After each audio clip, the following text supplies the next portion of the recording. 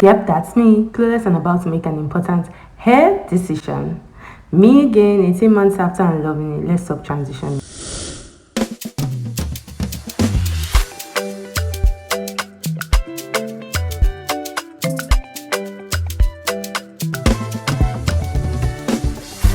Hello everyone, hi!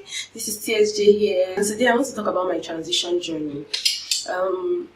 It won't make any sense to start with a hair care journey or to tag you along on my hair progress without telling you how I became natural. Yeah, I had been relaxed all through my younger years, and then I decided to go natural sometime in 2021, September to be precise. I didn't do the big chop immediately.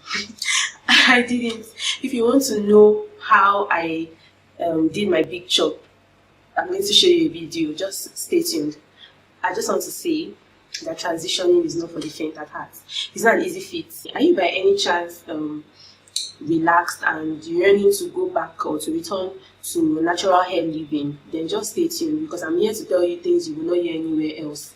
Things that only come from experience and mistakes. Like, seriously, things that only come from experience and mistakes. Because sometimes the best teacher is life. The best way to learn really is from your mistakes. Nobody wants to make mistakes here, but at least let me come and share with you guys my own mistakes, the things I didn't know while I was transitioning, and things nobody told me.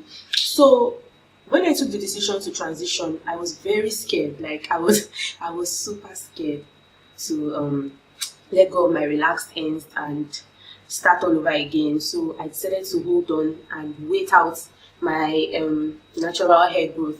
So we all know that the relaxed and natural hair textures are different. If your hair is relaxed, your hair will be straight, silky straight, but natural hair is usually coily. So I waited it out. I waited for the coily parts to grow a bit. But what I didn't know, okay, so let me start with mistakes that could be made while transitioning. So when you're transitioning, you're going to have two different textures of hair on your head. My dear, it's not pretty. It's not pretty. It gets harder to go out with your natural hair, because it's like, what are you carrying on your head? There's the curly part and there's the straight part. And for me, it was really difficult, because at a point my relaxed ends started to thin out.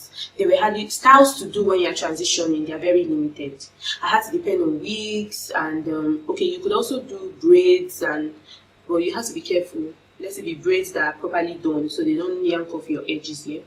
So you can do protective styles here. That I didn't know. I was always depending on wigs, and then they started to the wig. I didn't wear the wigs proper. I didn't used to wear the wigs properly, and then they just started to affect my edges. It was really bad. In the video I'll show to you, my big chop video, you will see my edges. They were not pretty at all. So let's go into five wonderful tips to help my transitioning beads so you don't make mistakes like I did. Number one, you have to get ready. You have to make up your mind to settle for what your hair would become, because it might not be easy. You might get frustrated, emotionally downcast. Like I was emotionally downcast. There was hardly anything I could do. Even ponytails became a struggle.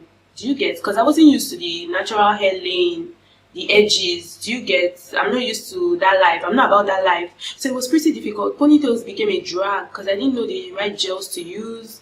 I didn't know how to lay my edges, how to lay the scarves and all of that. So you have to get ready. You have to make up your mind on the styles that work best for you during your transitioning phase. So I believe and I feel that protective styles, crochet properly made braids, and then wigs, but make sure you use a wig cap. I was very oblivious to how damaging wigs could be without wig caps. So number one, think about the styles you key into as you make the decision to transition. Number two, take your damn time. Don't let anybody pressure you into cutting off your relaxed ends. If you ain't ready, you ain't ready. You have to make up your mind to let go of whatever side talks you might be hearing. Oh, my relaxed ends will keep my natural hair from growing more. That's a lie. They are lies on the pit of hell. If you're not ready, there are ways to go around it. You don't have to like give into peer pressure. Like, oh, people told me to cut off my relaxed ends so that the natural hair can grow faster. I don't believe that. It doesn't work like that. You cut your natural ends when you are ready. Your hair is still growing regardless. Your hair grows from the roots now. It grows from your scalp. So I don't really get that particular point, but I heard it a lot. My dear, take your time. Transition at your own pace. That's my tip number 2. Transition at your own pace. Number 3, get ready to invest in products for 2 textures, or make up your mind on what texture is more important to you. And of course, that should be the coily natural hair texture. Yeah. So at a point, I didn't realize that I had 2 different hair textures on my hair. You know, it's not all products that can cater to both relaxed and coily natural hair. So you have to make a decision, or you have to do your research, find products that work best for both textures, so you are not neglecting one texture in the bid to improve the other. But at the end of the day, your relaxed ends are growing, really. Just for aesthetic sake, it would be nice to take care of your relaxed ends too, just so that it's easier to put in your protective styles, and maybe once in a while do something nice with your hair out. But that's always a challenge. I won't even lie to you. Don't let anybody deceive you. It's not easy, but it's doable. Yeah. If you see my big chop video at the end, you'll see how thin my relaxed ends are. They thinned out. They became, oh my god, they became unpleasant to the eyes, and that was when I made the decision to let them go, because I obviously wasn't doing so well with the relaxed ends, but I could see the coily parts at least improving a bit. Do you get? And don't be pressured. Another thing, number 4, growth paces are different. Yeah. Don't be pressured. Don't get pressured by, oh, I've been transitioning for so long. Why is my own grow out not as much as this person's grow out? Please, both of you were not born on this. Oh, okay, even if you were born on the same day, you were not created by God. You were not created by God together. Okay, what am I saying? All I'm just saying is that everybody is unique. We are all unique beings. It's a different case when maybe somebody is losing hair, maybe hair fallouts and none of that. But when you're complaining about your own growth rate not being as much as another person's growth rate, and you're doing all that you should do, it's different when you're neglecting your hair and none of that. Of course, what do you expect? Do you expect a miracle?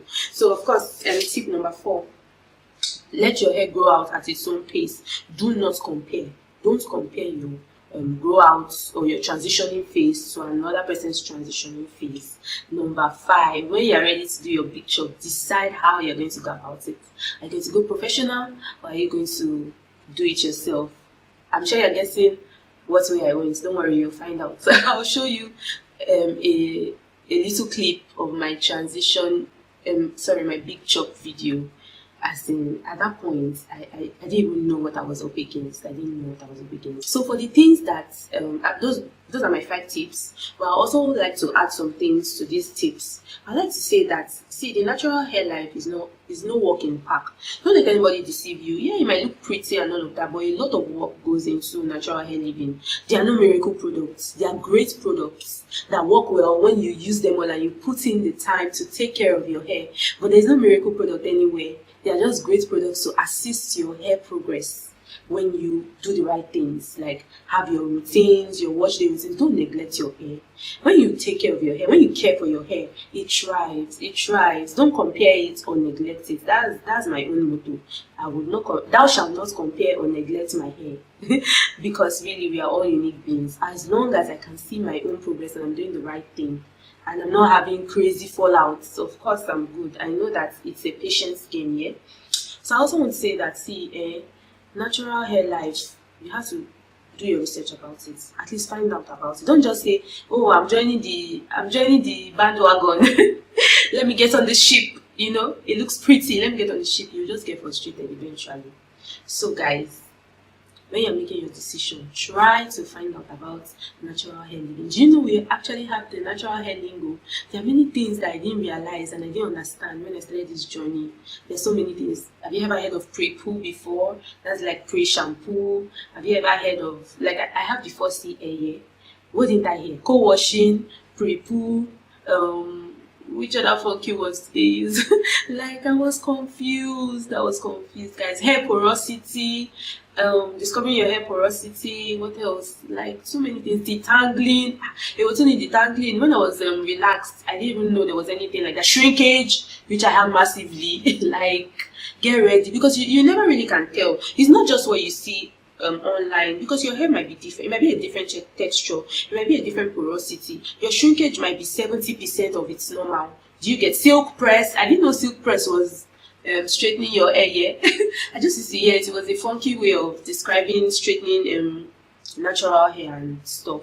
So, just do your research, find out more about this journey about to embark on, so that it doesn't end in frustration and premium tears, and just know that patience wins this game. Patience. You have to be patient with your hair. You have to be gentle with your hair. Like I said before, don't give in to peer pressure. Transition at your own pace. Yeah. Don't compare your grow out to anybody else's. Yeah, decide whether you want to do it the professional way, or if you are good to go on your own. Do you understand? All these things, like, nobody prepares you for them. Trust me, I learned the hard way. I didn't understand a lot of things. Like, choose the styles you are going to key into, so that you don't get frustrated. Not everybody can afford to get luxury wigs or weaves, and even if you want to use the wig, you still have to use it the right way. If you are used to leaving your hair out as a relaxed babe, this might be a bit of a challenge when you're transitioning here, because you have two different hair textures and sometimes it doesn't look too pretty. Do you understand? So all these tips, I hope they come in handy. I hope you have a most insightful transitioning journey. I would say that I transitioned for a year plus, but there is no hard and fast rule to it. Do you get? There's no hard and fast rule to it. Transition at your pace. I could have gone longer, but I was just tired. We are all different. I was tired. I was tired of the relaxed ends. I felt I could cope with that length of hair that I had at the time. I was scared. I was very anxious. If you see my picture videos, I'll put the picture video at the end of this talk, just so you see. I was actually very anxious. Forget. I was anxious. I didn't know what to expect. I didn't know if I was going to like what I would end up with. Do you get? So many questions, but I decided to go for it.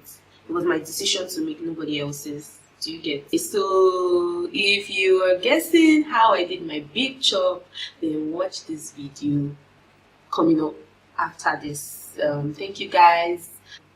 I hope you make the best of your transitioning journey, and I hope that you are pleased with your results thereafter. Bye.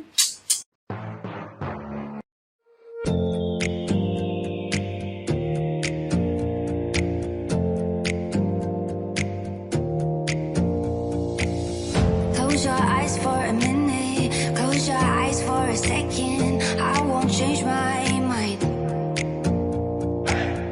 What does getting deep now? What does getting